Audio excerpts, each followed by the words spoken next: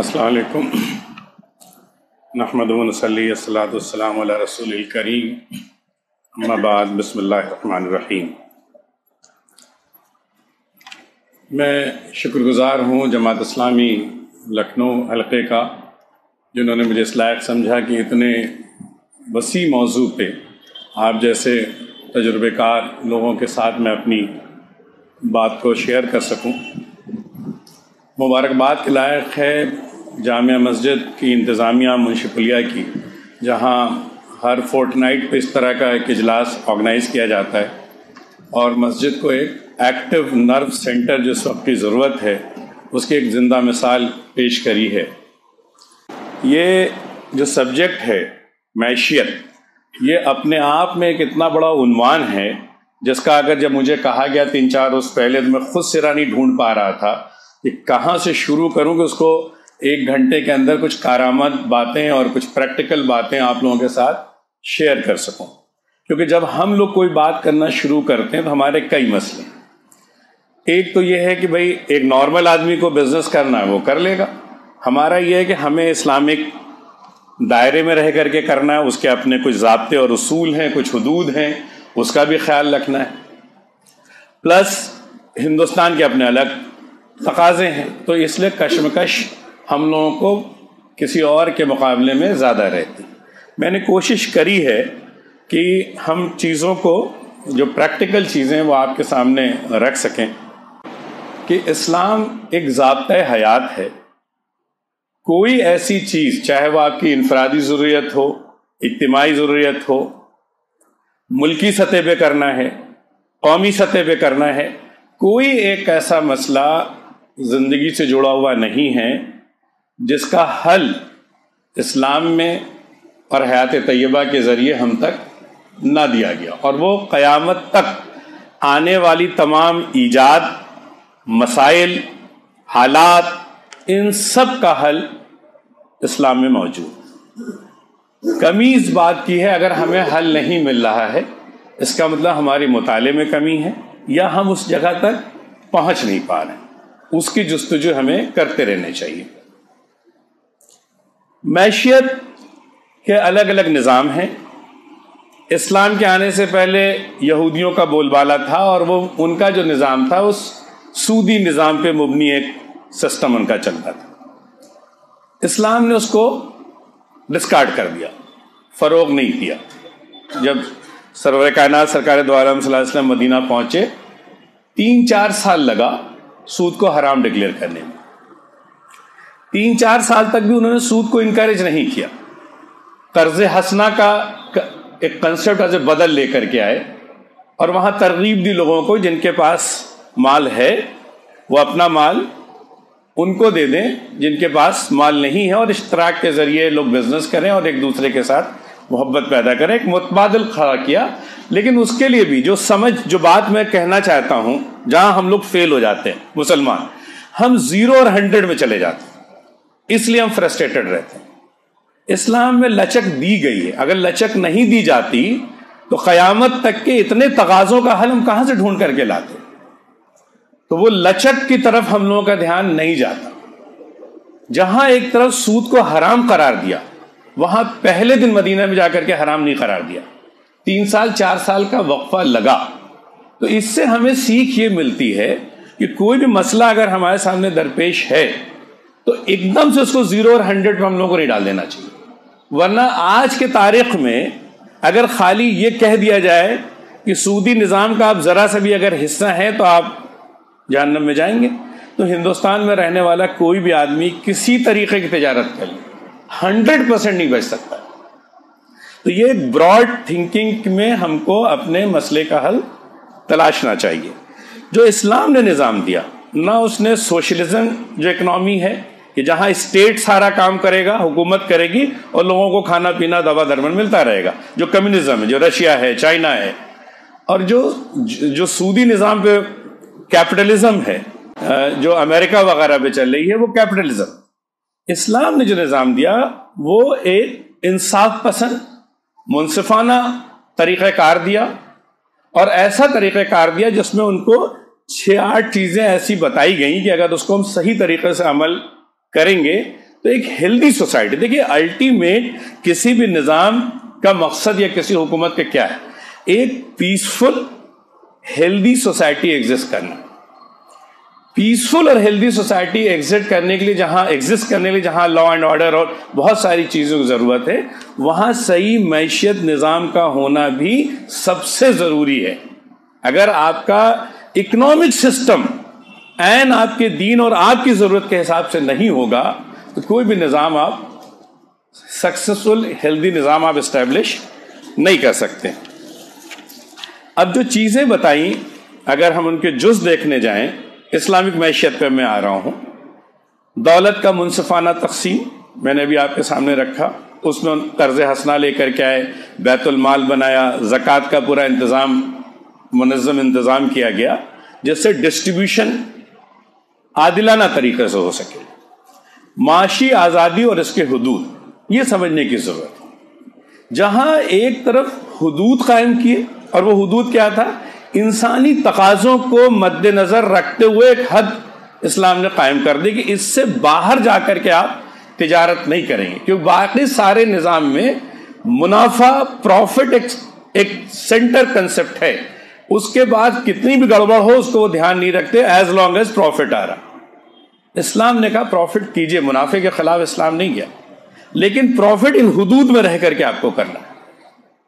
لیکن جہاں آپ کے ساتھ حد طے کری وہیں آپ کو آزادی کو معیشت کے لیے مقدم رکھا.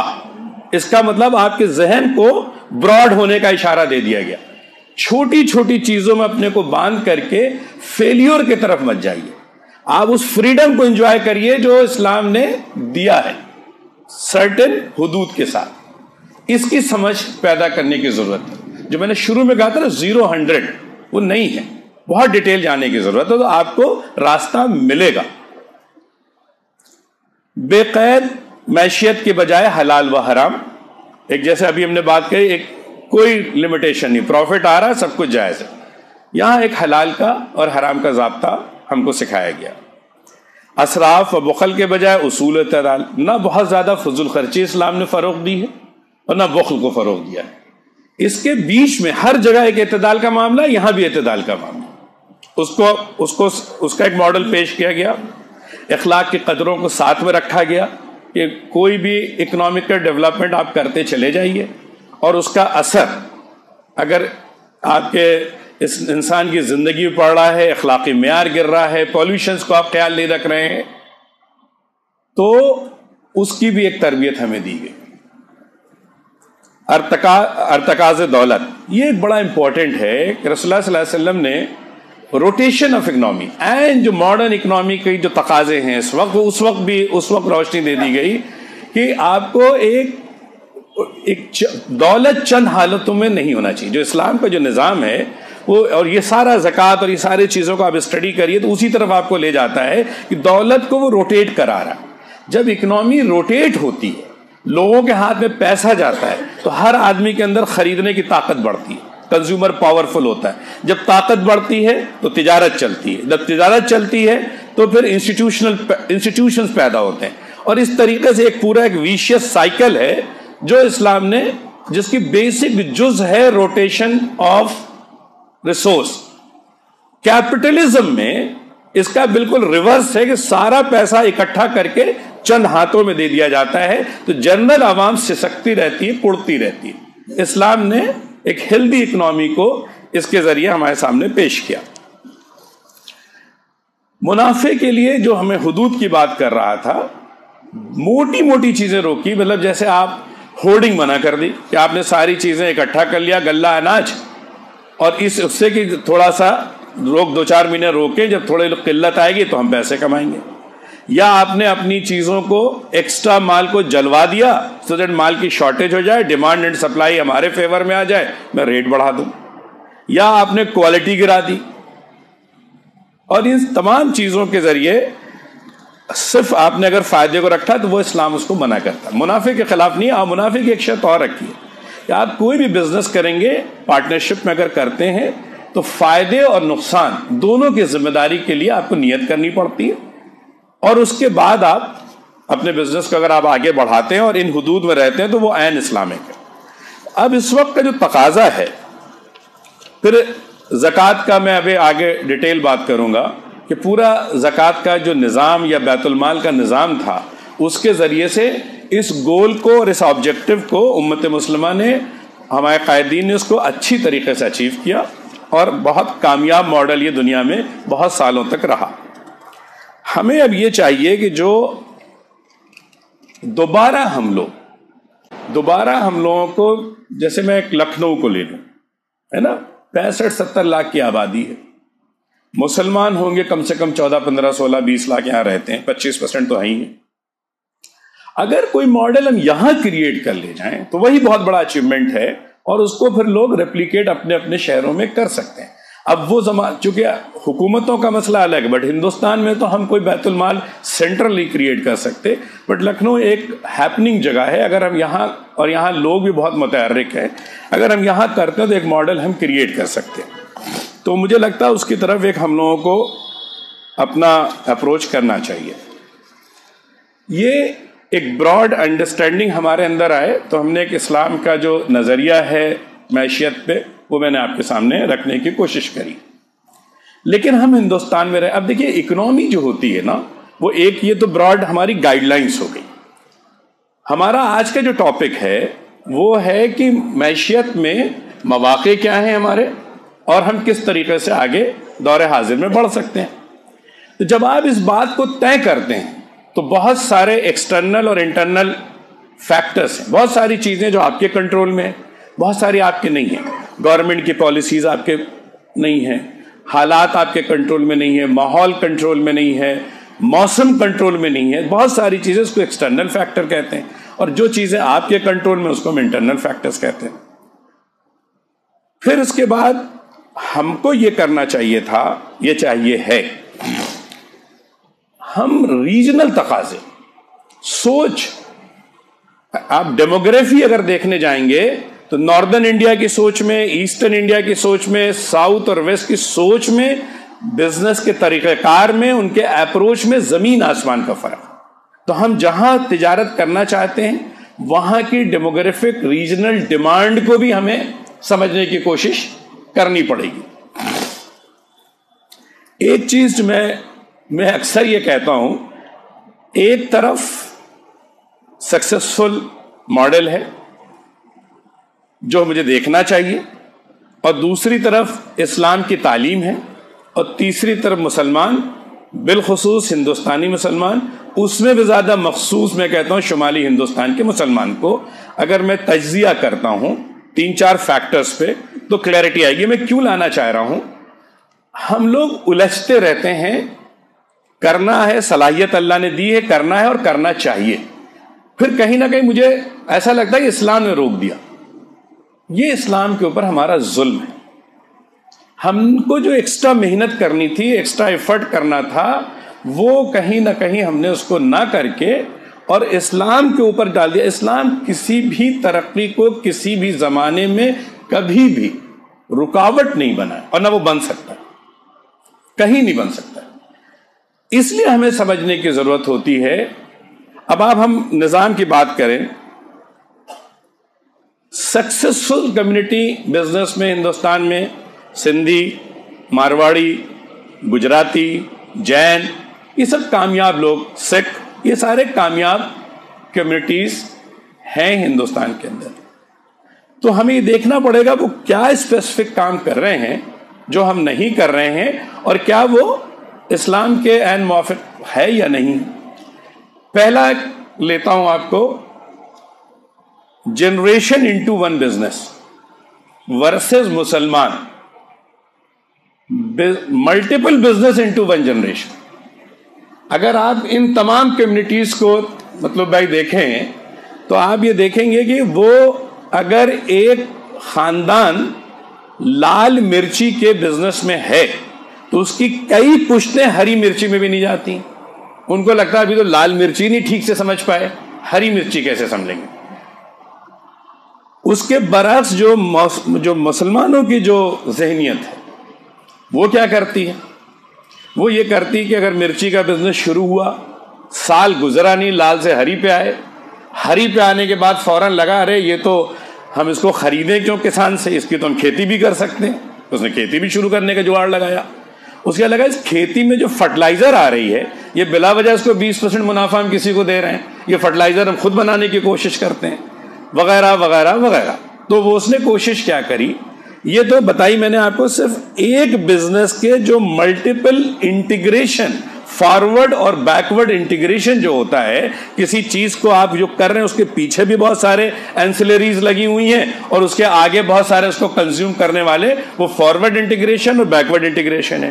جو کامیاب بزنس کمیونٹی ہیں وہ اس پورے چین میں جہاں کر رہی ہیں وہاں کئی جنریشن کرتی ہیں. اور ہم لوگ کیا کرتے ہیں، ایک ہی لائف میں سارے چین کے سارے مقام پہ جان کر کے ٹرائی کرنا چاہتے ہیں. اس میں اکا دکا کامیاب ہو جاتے ہیں، وہ مثالیں ہمارے پاس ہیں. زیادہ تر فیل ہو جاتے ہیں. کیوں؟ کیونکہ ایکسلنس کامیاب کراتی ہے آپ کو. کسی چیز میں اگر آپ ایکسل، پرفیکشن لائیں گے، اکنامی آف اسکیل پہ جائیں گے، تب آپ کامیاب ہوتے ہیں. اور آپ ایک اتنی ہی بڑی زندگی میں اتنی ساری چیزیں ٹرائی کر لیں گے تو چانسز زیادہ ہیں کہ آپ فیل ہو. اور اس فیل ہونے سے فرسٹریشن ہوتا ہے. اس فرسٹریشن سے ہم بزنس کو چھوڑ کے گھر بیٹھ جاتے ہیں اور پھر یہ کہتے ہیں بھئی اب ہو گیا بہت، اتنا ہے الحمدللہ کہ زندگی کٹ جائے گی، اللہ اللہ کرتے ہیں.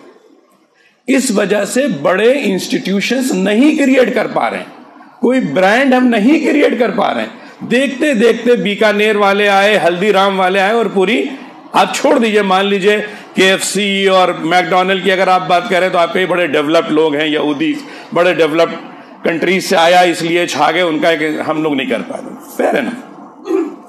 ہمارے دیکھتے دیکھتے 10 20 30 سال میں ہلدی رام، بیکانیر کا ایگزامپل لیجئے اور 50 ایگزامپل لے لیجئے کہ انہوں نے ایک پوری برانڈ کریٹ کر دی اور ہر جگہ وہ دکھلائی دیتے ہیں. اسی شہر میں کوئی ریسٹورنٹ 20 سال کھلا اس کے 10 15 چین کھل گئی.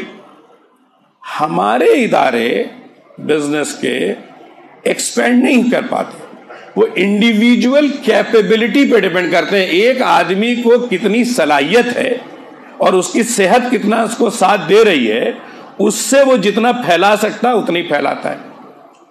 اگر آپ اپنی کیپیسٹی بھی بلڈ اپ کر لیجئے، آپ لوگوں کو اشتراک کی شکل میں لے کر کے آئیے، کیپیسٹی بلڈ اپ کریے، ایک بڑا انسٹیٹیوشن کھولیے، تو وہ آپ کی کیپیبلٹی پہ چونکہ منحصر نہیں ہے، اس لیے آپ کے جانے کے بعد بھی امید ہے کہ وہ بزنس اگر پروسیس صحیح سیٹ کیا تو کئی جنریشن تک چلتا رہے گا.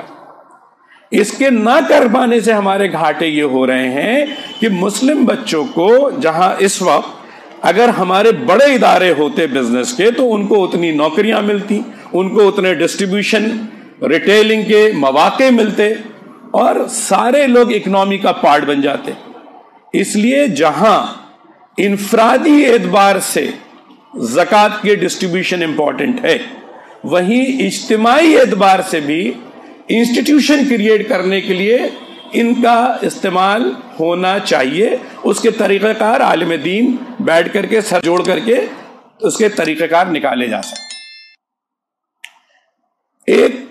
ایک انڈیا کی جو سکسیسفل کمیونٹی میں نے آپ کو بتائی، یہ ہاریزنٹل پروفٹ پہ یقین رکھتے، ورٹیکل پروفٹ پہ یقین نہیں رکھتے. ہاریزنٹل پروفٹ کیا ہے؟ والیوم پہ پیسہ. یہ بزنس میں جیسے ہی گھستے ہیں تو سیدھے سیدھے کروڑوں میں چلے جاتے ہیں. اس کا پلان بناتے ہیں. 1%, 2%, 4% مارجن پہ کام کریں گے اور والیوم سے جا کر کے اوور پروفٹ زیادہ لیتے ہیں اور ترقی کرتے چلے جاتے ہیں. مسلمانوں کا ٹیمپرامنٹ کیا ہے؟ Vertical margin. 25%, 30%, 50%. کھانا کیوں بیچ لیتے ہیں ہم؟ کیونکہ کھانا میں 35% کی لاگت ہے، 25% کے خرچے، چھوٹا سا وہ اور امپلائی کر دیا آپ نے، 40% کا منافع ہے. بوروں میں رکھنے کے پیسے نہیں، اتنے پیسے. اس لیے ہم کو بزنس بہت اچھا لگتا ہے. اچھا ہے لیکن اس کا بہت اور استعمال نہیں ہم کر سکتے، اس لیے ہم ایک کھانے کے بزنس میں کامیاب ہو گئے. تو اب اسلام کا کیا تقاضا ہے؟ ایک لیول سے زیادہ منافع کو وہ ریسٹرکٹ کر رہا ہے. تو مسلمان کیسے زیادہ منافع اور کم کام کی طرف جا سکتا ہے؟ اگر جو مطالبات ہیں اسلام کے اگر اسی پہ ہم کو ڈھال دیں تو ہم تقریباً وہی کرنے پہ مجبور ہو جائیں گے جو کامیاب بزنس کمیونٹی ہندوستان میں کر رہی ہے. ہمارا طریقہ اگر ریورس ہوگا, ہم اسلام کے بھی خلاف جائیں گے تو ہم کیسے کامیابی آ سکتی ہے ہمیں؟ تو اس پہ تو ہمارے اندر چینجز خود لانے کی ضرورت ہے کہ ہم کس طریقے سے. اب یہاں مسئلہ کیا آتا ہے, مان لیجئے کوئی بڑا کام کرنا ہے, مارواڑی یا اور کمیونٹیز کر لیں گے, وہ بینک سے انٹرسٹ لے لیں گے, ان سے لے لیں گے, ہمارا ایک رکاوٹ ہے تو اس کے متبادل پہ جائیے آپ, جو اشتراک کا طریقہ بتایا اسلام پہ اس پہ جائیے آپ.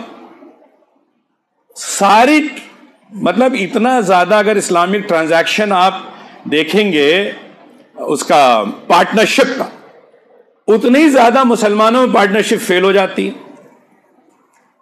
آپ باقی کمیونٹی کی پارٹنرشپ دیکھیے, کئی جنریشن اربوں خربوں روپے کے بزنس تک چلتی رہتی ہے, ان میں ڈفرینسز نہیں آتے. ہم میں فوراً آ جاتے ہیں, ایک ہی جنریشن میں آ جاتے ہیں, دوسرے تک تو آتے آتے معاملہ ختم ہی ہو جاتا ہے. کیوں؟ کیونکہ جہاں ہمیں بتایا گیا ہے کہ جو کام کرو اس کا معاہدہ کر لو, گواہ بنا لو, سگنیچر کرا لو, ٹرانزیکشن کرا لو, اور وہیں ہم لوگ کون سا پارٹنرشپ کرتے ہیں. آج ہماری اور آپ کی دوستی چھن رہی ہے, معاملات اچھے لگ رہے ہیں, لگ رہا مزاج مل رہا ہے, let's become partner, let us become partner.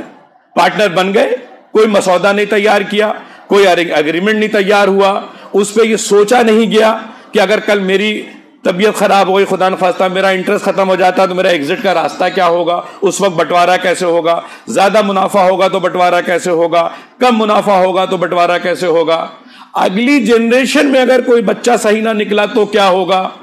ان سب کو مد نظر رکھ کر کے, اقرا والی قوم تھی, پڑھا کرنے کے لیے, سب کو پڑھانے کے لیے کہہ دیا گیا تھا. تو ہمیں تو سوچ سمجھ سے اور جو ضوابط ہمیں دیے گئے ہیں اسی پہ اگر ہم عمل کر لیں تو وہ ہمارے لیے عبادت بھی ہے اور ہمارے لیے کامیابی کا ضامن بھی ہے.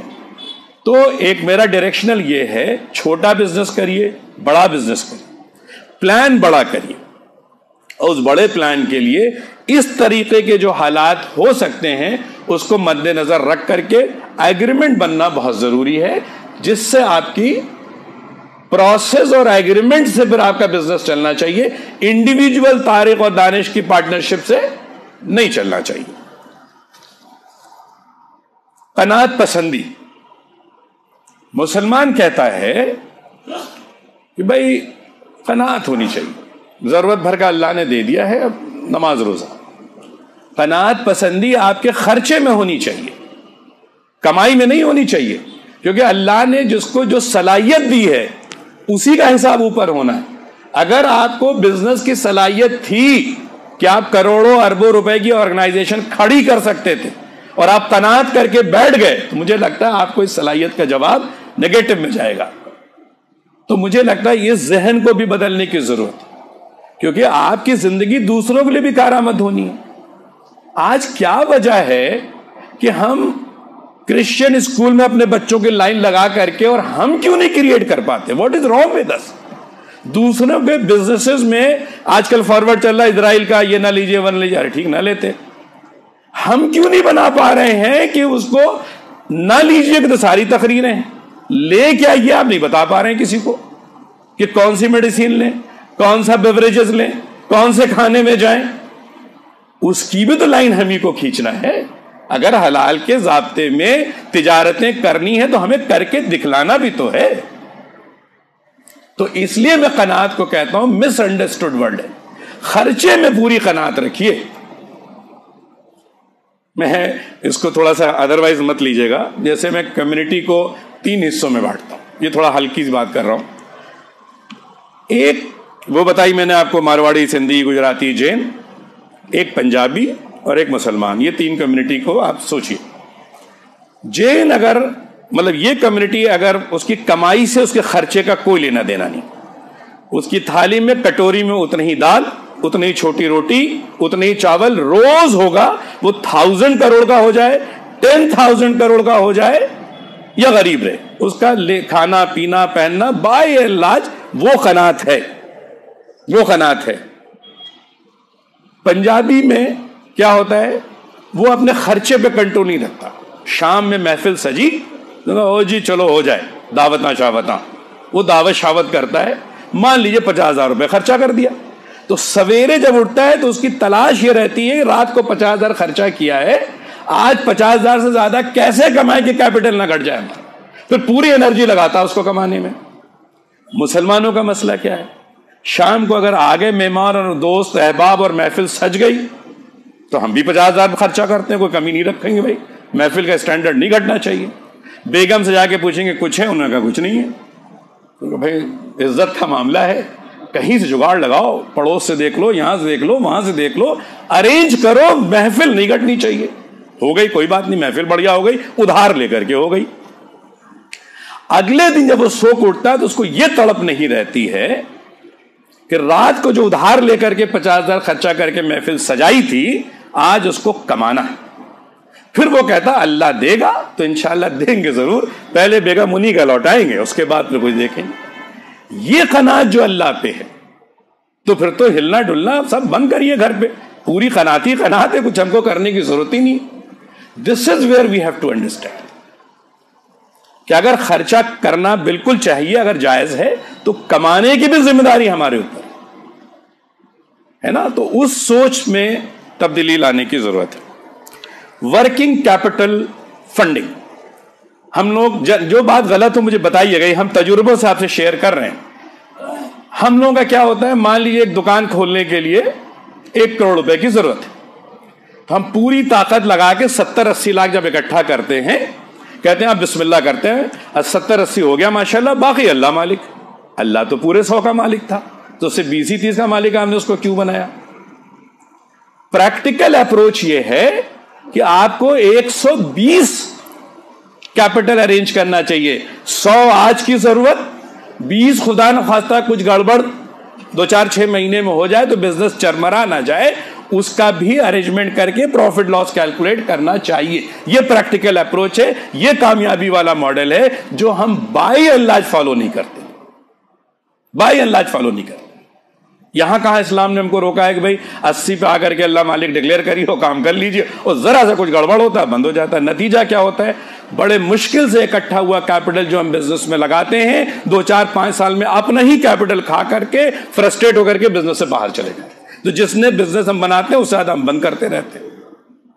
تو وہاں پہ ارینجمنٹ ہم کو یہ کرنا پڑے گا. اور یہ کسی یہ آج آپ کا وجے مالیا یا اس طرح کے کیسز آپ لے لیجئے, جہاں پہ بھی انہوں نے لائبلٹی اور اسیٹس میں, اگر لائبلٹی اسیٹ سے زیادہ گئی اور کسی وجہ سے آپ اس دن ایکسپوز ہو گئے, کھل گیا آپ کا معاملہ, تر تاش کے پتے ایک طرح سے بڑے بزنس بکھر جاتے ہیں.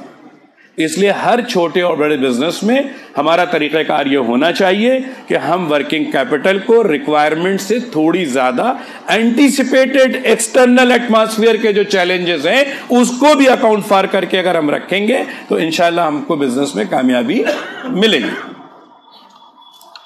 Cooperative group versus individualistic approach of Muslims.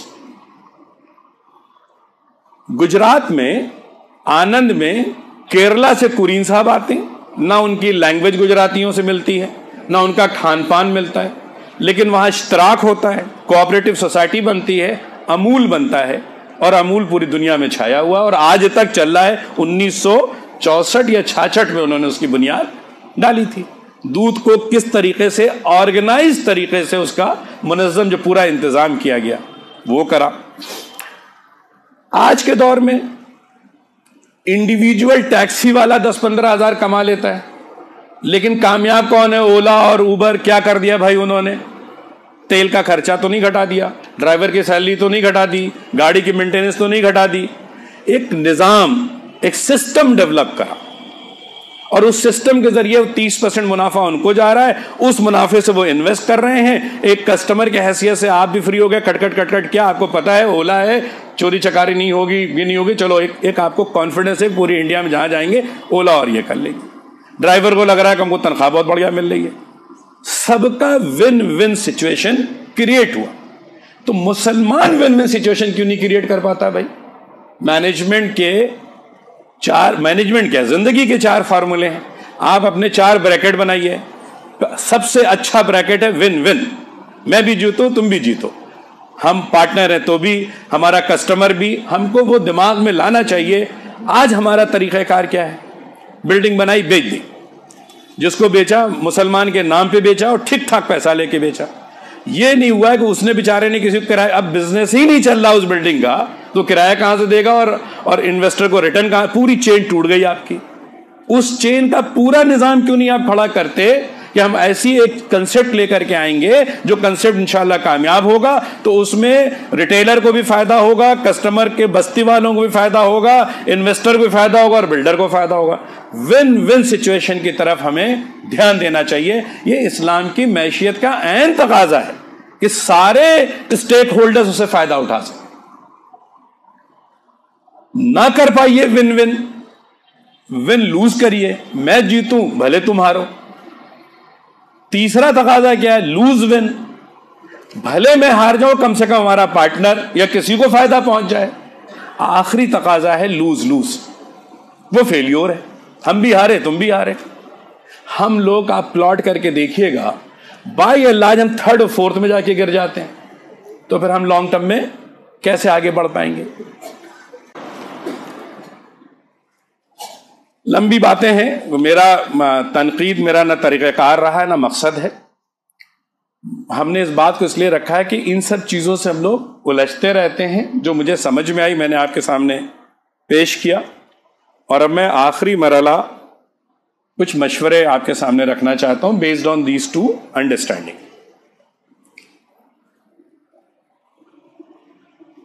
جب رسول اللہ صلی اللہ علیہ وسلم نے یا اسلامی معیشت نظام نے زکوٰۃ کو, بیت المال کو ایک متبادل اکنامی کی طریقے سے پیش کیا, آج وہ فیل کیوں ہو رہی؟ ہمارا مکمل یقین ہے کہ اسلام کی کوئی بھی ٹیچنگ قیامت تک فیل نہیں ہوگی. تو زکوٰۃ جو فرض بھی ہے وہ فیل کیوں ہو رہی, یا اس کے اتنے بہتر رزلٹ کیوں نہیں آ رہے ہیں؟ یہ سوچنے کا وقت ہے. آج کی جو اس محفل کا جز میں مانوں گا وہ یہی ہے کہ ہمیں سوچنا چاہیے کہ موجودہ طریقہ کار اگر کامیاب نہیں ہیں تو ہمیں اس میں بدلاؤ کی ضرورت ہے, کیونکہ اسلام کے کسی ماڈل کو مان کر کے چلنے والا فیل نہیں ہو سکتا. ان تمام طریقہ کار کو جو ہمیں سکھایا اور سمجھایا گیا وہ انہوں نے اس کا عمل کیا ہے, خالی عمل کیا ہے. یقین ہے نہیں جو آپ ابھی بتا رہے تھے کہ بھئی ایمان نہیں ہے تو عمل بیکار ہے, لیکن اس عمل کرنے کی وجہ سے بھی وہ کامیابی کے راستے پہ. تو ہمارا ماڈل کیسے فیل ہو سکتا ہے؟ اس کا مطلب ہمارا اپروچ میں کہیں نہ کہیں بدلاؤ کی ضرورت ہے. آج کی تاریخ میں جو زکوٰۃ کا نظام ہے, ایک مکتب اور مدرسے میں چندہ چلا جاتا ہے. انفرادی ضروریات آپ سے جڑے ہوئے جو لوگ ہیں, آپ سے جڑے ہوئے جتنے جو بھی لوگ ہیں, آپ کے رشتہ دار ناطے دار, آپ کے اوپر منحصر کام کرنے والے جو بھی لوگ ہیں, ان کی ضرورتوں کا, انفرادی ضرورتوں کا ہم لوگ خیال رکھتے ہیں. کچھ تنظیمیں 20-25 سال سے متحرک ہوئی ہیں جو ایجوکیشن میں کام کر رہی ہیں, ہے نا, تو یہ کر رہے ہیں. امپیکٹ اتنا نہیں آ رہا. مجھے 2-3 چیزیں سمجھ میں آتی ہیں. زکوٰۃ دینے والا اور زکوٰۃ لینے والا دونوں کے اوپر بڑی ذمہ داری. دینے والے پہ ذمہ داری یہ ہے کہ اس میں تڑپ ہونی چاہیے کہ ہم اگر خود نہ کیلکولیٹ کر پائیں تو کسی عالم دین کے ساتھ بیٹھ کر کے ایسی کیلکولیشن کریں کہ کچھ زیادہ چلا جائے, کم 1 روپے نہ جائے, یہ اس کی تڑپ ہونی چاہیے. لیکن جو مستحقین زکوٰۃ ہیں ان میں بھی یہ تڑپ ہونی چاہیے کسی بھی طریقے سے 1 روپے ایکسٹرا ہم پہ نہ لگ جائے, یہ پیسہ کسی اور کے کام پہ آ جائے, یہ پیسہ کسی اور مکتب کے کام میں آ جائے, یہ پیسہ کسی اور مدارس کے کام میں آ جائے. مجھے پوری طریقے سے پتا ہے کئی مدارس ہیں جن کے پاس کروڑوں روپے بینکس میں پڑے ہوئے, کروڑوں روپے اسی لکھنؤ کے اندر, اور بہت ساری جگہ ایسا ہے کہ 10,000 اور 20,000 کی وجہ سے مکتب چل نہیں پا رہے, اتنی کمی کی وجہ. کیا ہوا؟ 80% جو انہوں نے پیسہ سرمایہ اپنی طاقت لگائی, 2-4 سال محنت کری, 20% ان کو مدد نہیں ملی, بند ہو گیا. تو جو اس کا ایک اجتماعی نظام ہونا چاہیے. ندوۃ العلماء ہے یہاں پہ, اور بہت سارے مدارس ہیں, جمعیت العلماء ہند بھی چلاتا ہے, اس میں امپروومنٹ کی ضرورت ہے. اس کی مینیجریل آؤٹ پٹ بڑھنا چاہیے. اس میں یہ نہیں ہونا چاہیے کہ میں نے یہ تمہیں دے دیا ہے, چلاؤ 10,000 روپے مہینہ مدرسے کو دیتے رہنا. اس میں اپروچ یہ ہونا چاہیے کہ اس کو اس اسٹینڈرڈ کا چلانا ہے. یہ اسٹینڈرڈ ندوہ نے فٹ کیا ہے, یہ جمعیت العلماء ہند نے فٹ کیا ہے. اس اسٹینڈرڈ پہ چلانا ہے, جتنا تمہارے ذریعے ہو سکے کر لو, اور جو ضرورت پڑے وہ آ کر کے مدر انسٹیٹیوشن سے لے جاؤ. کیونکہ مدر انسٹیٹیوشن کو باقی لوگوں کو زکوٰۃ دینے میں قباحت کم ہوتی ہے. ان کو یہ اندازہ ہے بھائی یہاں گڑبڑ نہیں, یہاں ہم دے دیتے ہیں. انڈیویجول کو ٹیسٹ کرنا کہ وہ صحیح ہے غلط ہے, اس میں بڑا وقت ضائع ہوتا ہے. جو زکوٰۃ دینے والے لوگ ہیں وہ الحمدللہ کامیاب لوگ ہیں. جو کامیاب ہیں ان کا وقت آلریڈی انویسٹڈ ہے, ان کے پاس وقت کی قلت ہے. پھر ان پہ ہم یہ ذمہ داری کیوں ڈالیں کہ پتہ لگاؤ کہ جو لے کر کے سلپ آئیں یہ صحیح ہے غلط ہے. اگر صحیح ہے اور ہم نے نہیں دیا تو گڑبڑ, اور غلط ہے اور ہم نے دے دیا تو گڑبڑ. تو اس کی ذمہ داری کسی انسٹیٹیوشن کو لینی چاہیے.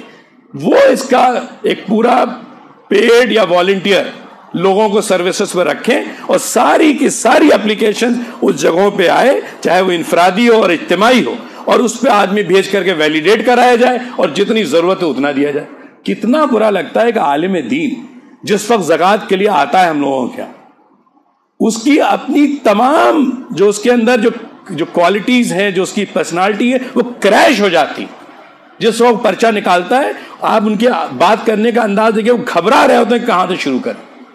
کیوں؟ کیونکہ آپ کے لوگ ایک مولوی صاحب اور چلے آئے پرچہ لے کر کے. ان کا کام تھا تدریس کا, ان کا کام تھا نظامت کا, ان کا کام تھا مینجمنٹ کا, اچھی طریقے سے اسکول چلانے کا. ان کو ہی لے کر کے چندہ کرنا پڑ رہا ہے. تو اس سے جو ان کی احترام اور عزت ہونی چاہیے وہ مجروح ہو جاتی ہے. تو اس لیے اگر کوئی سینٹرل باڈی, اور بہت ساری ہیں, اگر وہ ذمہ داری اوڑھ لیں کہ بھائی ساری زکوٰۃ یہاں دے دو اور جس کو چاہیے یہاں آ جاؤ, اس کا ایک پورا ڈپارٹمنٹ کھول دیجئے. اور اس ڈپارٹمنٹ میں کچھ لوگ والنٹیئرز ہیں, ریٹائرڈ ہیں, سروسز دینا چاہتے ہیں, وہ فی سبیل اللہ دیں گے, اور کچھ لوگوں کو آپ پے کر کے ان سے سروسز لیجئے. تو اس سے بہتر رزلٹ آنے کے امکان ہو سکتے. آج بھی ابھی زکوٰۃ اینڈ چیریٹیبل ٹرسٹ 2 سال پہلے کھلا, اچھا کام کر رہا ہے. پرواز فاؤنڈیشن 20 سال سے ہے, آغاز فاؤنڈیشن اسکول کے میں 20 سالوں سے کام کر رہے ہیں. جماعت اسلامی کا اپنا ایک الگ نظام ہے, جمعیت العلماء ہند اور تمام تنظیموں کا ہے. مسلم ویلفیئر سوسائٹی یہاں کی ہے, ایک گومتی نگر میں بنی ہوئی ہے, ایک ورنداون میں بنی ہوئی ہے. یہ لوگ کام کر رہے ہیں. ایم یو اولڈ بوائز ایسوسی ایشن اپنے طریقے سے کام کر رہی ہے. ان سب کا املگمیشن کی ضرورت. یہ تو اللہ کے راستے میں کام کر رہے ہیں نا بھائی, یہ تو کوئی انڈیویجول معاملہ نہیں ہے, اس میں عزت ذلت کا سوال نہیں ہے, پروفٹ لاس کا سوال نہیں ہے. کچھ نہ کر پائیں تو ایک امبریلا آرگنائزیشن لکھنؤ میں بن جائے کہ صاحب یہ ایک امبریلا آرگنائزیشن ہے, تمام تنظیمیں جو چل رہی ہیں وہ اپنی صلاحیت کو اور اپنے ایفرٹس کو اور بڑھا دیجئے, اور ہر ضرورت مند تک پہنچنے کی کوشش کریے. خسارے کا بجٹ, ڈیفیسٹ کا بجٹ وہ بتائیں کہ مجھے صاحب 10 لاکھ چاہیے, مجھے 1 کروڑ چاہیے, یہ کرنا ہے, آپ ویلیڈیٹ کریے اور دے دیجئے. اور پھر یہاں اس جو امبریلا آرگنائزیشن ہے اس کے ذمہ داران ان سے بیٹھ کے بات کریں جن کو اللہ نے نوازا ہے, اور ان کو بتائیں. سارا ایڈریس کر کے زکوٰۃ سے ڈرا ورا کر کے کوئی فائدہ ہی نہیں. ڈرتا بیچارہ ہوا جس کے پاس ہے نہیں. جس کو اللہ نے جیب دے دی ہے اس کا دل پھر وہ مطلب کہنا تو نہیں چاہیے, لیکن وہ وہاں پہ مسئلہ گڑبڑ ہو جاتا ہے زیادہ تر. ہمیں لگتا ہے پھر وہاں ہم کو جا کر کے چیزیں سمجھا کر کے اس کے اور کبھی کبھی جس کے پاس ہے بھی وہ پریشان بھی ہے کہ ہم کس کو دیں. مان لی اس نے زکوٰۃ نکال کر کے دے دی, اب اس کا اگر صحیح استعمال نہیں ہوتا, جس کو پتہ چلتا ہے, بڑا فرسٹریشن ہوتا ہے. میں گجرات میں پوسٹڈ تھا 5 سال, وہاں 2-2, 4-4 کروڑ زکوٰۃ دینے والے ایک بزنس مین, منیار اور ہرسولیا ٹائپ کی فیملیز تھی. سارے یو پی بہار کے لوگ پورے مہینے وہ بیچارے اپنا بزنس چھوڑ کر کے 5 کے 5 بھائی صرف زکوٰۃ بانٹ رہے ہوتے تھے کہ ایمانداری سے بانٹیں. پتا ہم نے جب لگایا ہے تو 70-80% اس میں بوگس تھے. اب بتائیے ان کی تو ساری محنت فیل ہو گئی. جب ان کو پتا چلا تو انہوں نے بند کر دیا یو پی اور بہار کے لوگوں کو زکوٰۃ دینا, پھر اپنی جگہ دینا شروع کیا. تو اس لیے بڑی ضرورت ہے کہ ہم کو اس کی امپورٹنس, اس کی ریلائبلٹی انہینس کرنے کی ضرورت ہے, جس میں لوگ آسانی سے دے کر کے چلے جائیں. بہت سارے بہرائچ میں, گونڈا میں, الفلاح, دلی, لکھنؤ 20-25 سال پہلے بہت سارے بیت المال ٹرائی کرے گئے, لیکن وہ کسی نہ کسی وجہ سے مان لیجیے فیل ہو گئے. تو ہمیں ہار کے نہیں بیٹھنا ہے, ہمیں یہ پتہ لگانا ہے کہ ہم فیل کیوں ہوئے اور اس کو ہم ٹھیک کیسے کرنا چاہیے.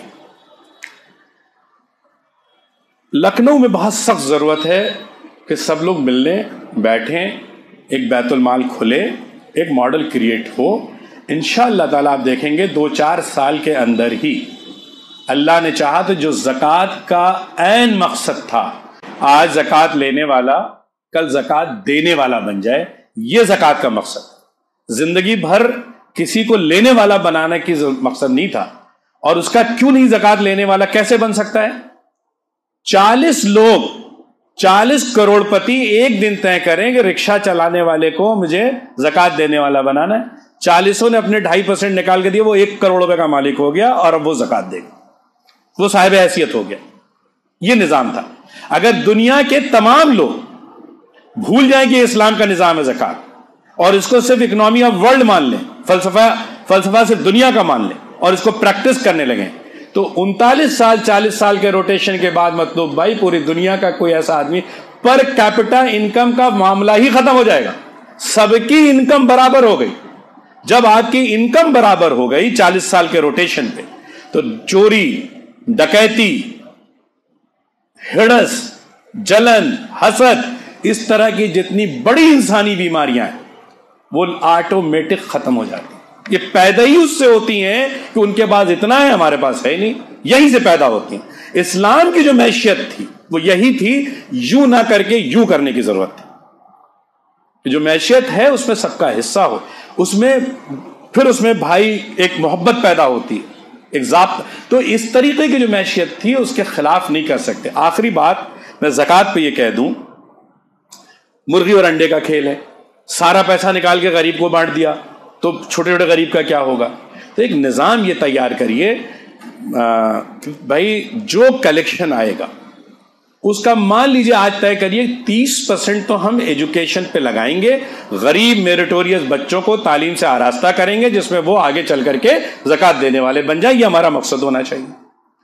باقی آپ نے طے کیا کہ کام کرتے 30% یا 40% جو آج کی ضرورت جس شہر کی ہے, کہیں 30 ہوگی, کہیں 40 ہوگی, کہیں 50 ہوگی, جو ضرورت سمجھ میں آئے طے کر دیجیے کہ اتنے فیصد سے ہم انفرادی ضروریات کو مکمل کریں. بھائی سرے دست وہ آدمی اگر بھوکا ہے, اس کو میڈیسن کی ضرورت ہے, پڑھائی لکھائی تو وہ بعد میں کرے گا, بزنس بعد میں کرے گا, پہلے وہ اپنی جان بچا لے, تو ہم اس کے لیے خرچہ کریں گے. کچھ فیصد 10, 20, 30, 40 کچھ فیصد طے کریے کہ ہم اس کے اندر انویسٹ کر کے بزنس مین کریٹ کریں گے مسلمانوں میں. اس میں مائکرو بھی ہوگا, میکرو بھی ہوگا. ایک مائکرو فائننسنگ ہے بھائی, ایک ٹھیلے والا ہے, اس نے 20,000 کا قرضہ 8% مہینے پہ لیا ہوا, جو جتنا بیچارہ کمزور ہے اس سے اتنا ہی زیادہ سود لیا جاتا ہے. اور اسی کے خلاف اسلام کا ریولیوشن, اسی یوجری اور مہاجنی کے خلاف اسلام کا ریولیوشن تھا. آپ جائیں گے بینک میں تو 8-9% مل جائے گا, کوئی اور بیچارہ مجبور جائے گا, اس کو بینک ہی 15, 16, 18 تک پرسنل لون دیتی ہے, پھر پرائیویٹ لون لینے جائیے 24%. یہاں لوکل لوگ جو مہاجنی کرتے ہیں تو 8% مہینہ, پورے سال میں آپ کا پورا کا پورا کیپٹل ختم, سسک رہا ہے. اس کو اگر آپ نے 20,000 روپے دے دیا اور یہ کہا بھائی جو تم سود دیتے تھے, سود نہیں لیکن 100, 200 روپے ہم کو دیتے رہنا, 20,000 روپے ہمارا 5-6 مہینے میں آ جائے گا, وہ پیسہ ہم دوسرے میں لگا دیں گے. اس کا پورا ایک نظام اگر ہم ڈیولپ کر لیتے ہیں, اور وہ خود مت اوڑیے اپنے اوپر, اس کو سسٹم پہ ڈالیے, آرگنائزیشن بنا دیجیے, تو اس سے رزلٹ ملے گا انشاءاللہ تعالی. اس کے علاوہ میجر, اگر آپ کو لگتا ہے کہ ایک اسپتال ہونا چاہیے, آپ کو لگتا ہے لوٹ ہو رہی ہے, آپ کو لگتا ہے کہ اسپتال گورنمنٹ والے میں اتنی اچھی فیسلٹی نہیں ہے, پرائیویٹ میں جو فیسلٹی ہے تو ہائی پیڈ ڈاکٹرز ہیں, کارپوریٹائزیشن ہے, پروفیٹیبلٹی ہے, آپ کی پہنچ سے باہر نکل جا رہا ہے, تو create a hospital, find out doctors, جس کو یہ بہت سارے ڈاکٹرز آپ کو ملیں گے جو اپنے پیشے کو مجروح نہیں ہونے دینا چاہتے. وہ چاہتے ہیں ہم اتنا ہی کمائیں جتنے سے ہمارا گھر کا خرچہ چل جائے, باقی خدمت خلق کے لیے ہم اپنا کام کریں. لیکن مجبوری ان کی یہ ہے کہ وہ یہ کام کرنے کے لیے ان کے پاس پلیٹ فارم نہیں ہے. اگر وہ بڑے اداروں میں جائیں گے, کروڑ روپے تنخواہ لینا ان کی مجبوری ہے, اور کروڑ لیں گے تو 4-6 کروڑ کما کے دینا ان کی مجبوری ہے. اگر دینا مجبوری ہے تو وہ آپ کو سارے آپ کے جو لکھی جاتی جانچیں وہ آپ کی ضرورت نہیں, وہ اسپتال کی اور کارپوریٹ کی ضرورت ہوتی ہے. ہمیں لگتا ہے تو انہی زکوٰۃ کے سسٹم سے نکال کر کے یا کوئی اور سسٹم ڈیولپ کر کے create a model, first class top level hospital, profitable hospital, sustainable hospital, model create کریں ہم لوگ.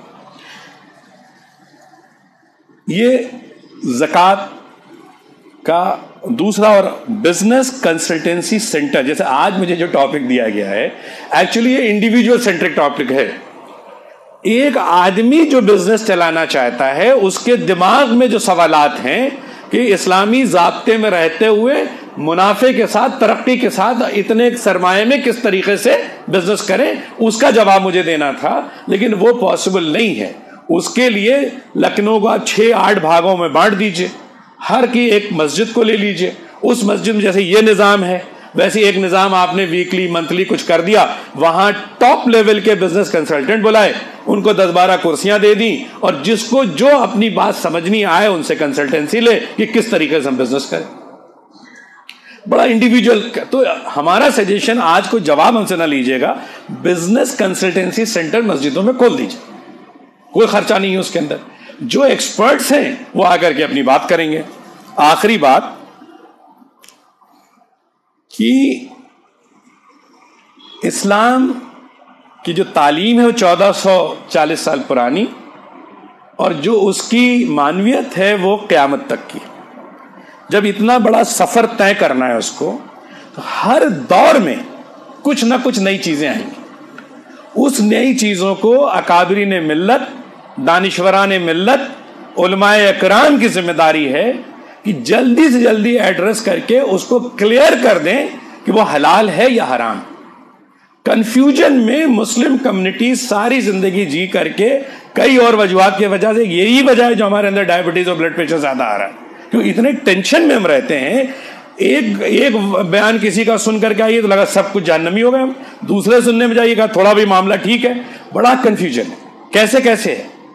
دیکھیے اسی اسلام کو سمجھ کر کے شروعاتی 400-500 سال میں جب لوگوں نے علم نافع کو سمجھا اور تحقیق کا جو اشارہ قرآن نے کیا اس طرف گئے, تو اس سے جتنے جدید علوم کا ایجاد ہوئی اس کے دینے والے میکسیمم مسلم سائنٹسٹ رہے, اور ہم قائد بنے کیونکہ ہم دے رہے تھے دنیا. تو دنیا نے فالو کرنا شروع کیا اسلام کو کہ قائدین جس کے اتنے اچھے ہیں ان کے طریقہ کار کہاں سے آ رہے ہیں, پتہ چلا اسلام سے آ رہے ہیں, تو لوگوں نے اسلام سیکھنا شروع کیا. آج 14ویں سینچری کے بعد ہمارا مزاج کسی وجہ سے بدلا, ہم بلیم نہیں کر سکتے. اس وقت کے حالات کیا تھے, ہم اور آپ اس ٹائم فریم میں جا کر کے اگر بات کریں گے تو شاید انہوں نے صحیح کیا ہو, لیکن آج ہم اس کو آج کے چشمے سے اگر دیکھتے ہیں تو جو قوم اسی اسلام کے ماننے والی ایجاد کرتی تھی وہ تمام ایجاد کے خلاف ہو گئی. اتنا ڈائگونل شفٹ ہوا ہے, اتنا بڑا شفٹ ہوا ہے. 1450 میں پریس ایک نئی ایجاد دنیا کو ملی, چھپائی. اس وقت 240 سال 1450 سے 1690 تک پریس مسلمان کی دنیا میں کچھ لوگ کہتے ہیں حرام قرار دیا گیا, کچھ لوگ کہتے ہیں اس پہ کوئی فتوحات نہیں آئے, لیکن عملی زندگی میں ہم اس وقت کتابت کرتے رہے اور چھپائی سے دور رکھا اپنے آپ. نتیجہ کیا ہوا کہ اس وقت ہم قائد تھے دنیا کے, ہم فاتح اسپین تھے, ہم تھے سپر پاور, ہم طے کرتے تھے برطانیہ اور فرانس کی لڑائی. لیکن جب ہمارا مزاج بدلا تو جو یورپ ڈارک ایج میں تھا 100 سال ہم سے پیچھے تھا, وہ اس ایجاد کے ذریعے 100 سال آگے پہنچ گیا, اور وہ گیپ آج تک ہم پورا نہیں کر پا رہے ہیں. اس مزاج کی 1-2 مثالیں اور. منی آرڈر آیا 25 سال تک مسلمان کنفیوز رہا کہ یہ منی آرڈر حلال ہے یا حرام. وجہ یہ تھی کہ ہمارے ہاں امانت میں خیانت حرام ہے, جائز نہیں. تو اگر میں نے 100 روپے کی یہ نوٹ جونپور میں دی کہ علی گڑھ میں ہمارے والد نے دی, علی گڑھ میں طارق کو پہنچا دو, تو وہ نوٹ تو نہیں پہنچے گی, نوٹ تو کوئی اور پہنچے گی. تو گویا یہ ہوا کہ یہ جو امانت تھی اس میں خیانت ہو گئی. 25 سال کے بعد یہ طے ہوا یہ امانت نہیں تھی, یہ قرض تھا جو ہمارے والد نے منی آرڈر ڈپارٹمنٹ کو دیا, اور انہوں نے اس قرض کو اپنا فیس لے کر کے ہم کو لوٹا دیا, تو جائز ہو گئی.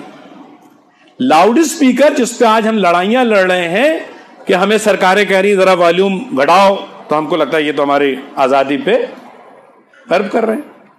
جب یہ ایجاد ہوا تو اس کے خلاف ہم لوگوں نے کہہ دیا یہ تو حرام ہے, جائز ہی نہیں. ہر وہ چیز جو نئی ایجاد ہے ضروری نہیں کہ وہ حرام, اور ضروری نہیں کہ وہ حلال ہو. لیکن اکابرین ملت کو، دانشوران ملت کو، علماء اکرام کو جلد از جلد سب کو اکٹھا بیٹھ کر کے اشتہاد کر کے یہ طے کر دینا پڑے گا کہ یہ جائز، کیونکہ اب وقت اتنی تیزی سے بدل رہا ہے کہ ہر وقت کچھ نہ کچھ نئی ایجاد آ رہی ہے. ہم اپنی نئی جنریشن کو اسلامک تعلیم پڑھا نہیں پا رہے ہیں اور ساری چیزیں حرام کر دیں تو وہ کنفیوز ہو جاتا ہے کہ ہمیں جینا کیسے.